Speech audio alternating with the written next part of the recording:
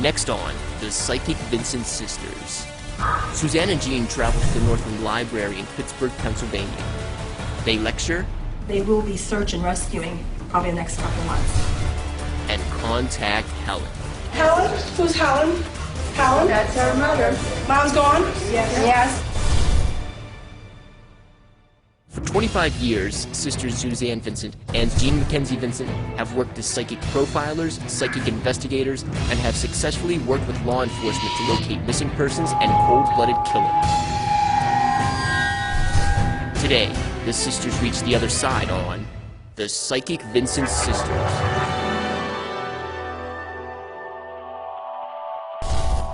I am Suzanne Vincent, and I am a psychic criminal investigator and a psychic medium, and I work with law enforcement and families in helping them retrieve their loved ones who have gone missing. Some of the things that I do with law enforcement is that I will get a vision about a person who is missing or a location, and they will start looking for that in their files. So I am just an extra tool in investigative skills and for families to use, a psychic tool. We just came down Ridge Avenue, so let's take a check and see if there's energy over there at the train track. So let's go over there and get a vibration and try to find this, and then see if we can somehow get into that building and see if that building has anything to do with the marker as being an old building. My name is Jean Mackenzie Vincent. I am a psychic medium, and I am also a psychic criminal investigator. A lot of the markers are here in this park, and now we're going to look for the train station and other markers that we had mentioned, but several are here. And what I do, I work with law enforcement, and I work with families who have had either someone abducted or missing, and I work with utilizing and assisting all people who are involved with this, be it the law enforcement detective trying to find where the person may be, hopefully alive, if they are missing, or if it's a cold case, to go for recovery of a missing body.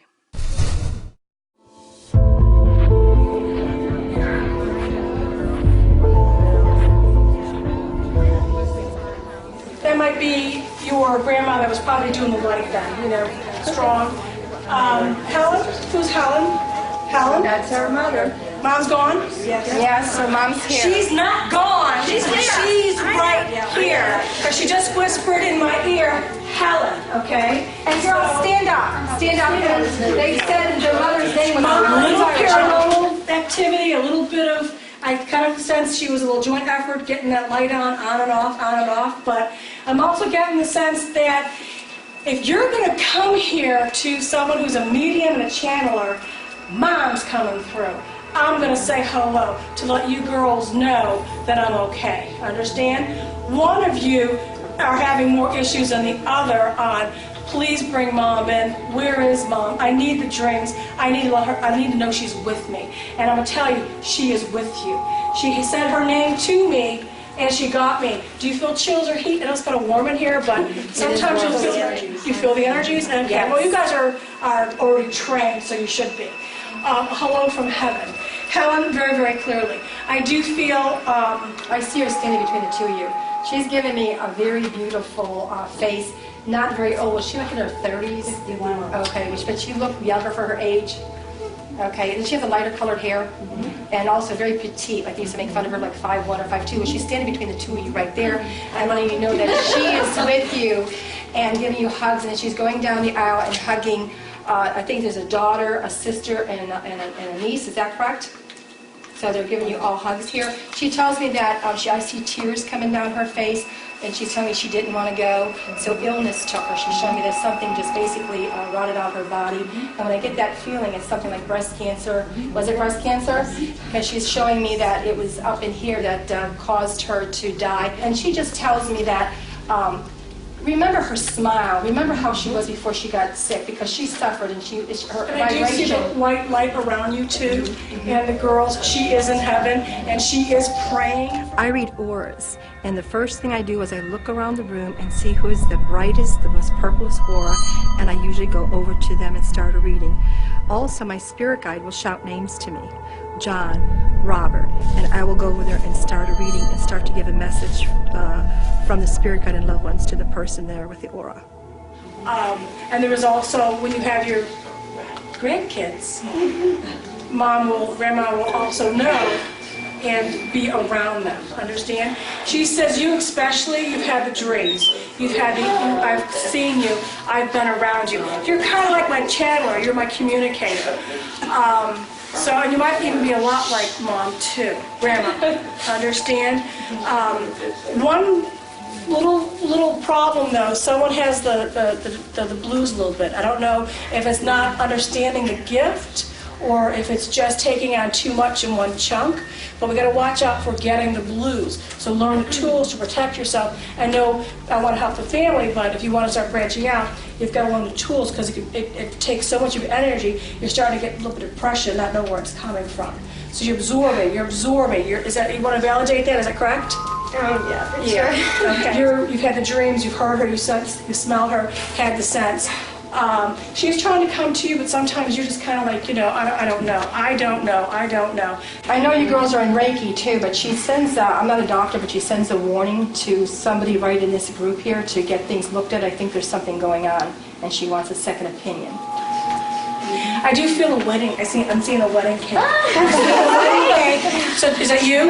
So I see the wedding cake. I see like 3 or more tears. So it's like bring on all the relatives. The wedding cake image came to me through Helen, who was a spirit of. The spirit was the mother of Mary.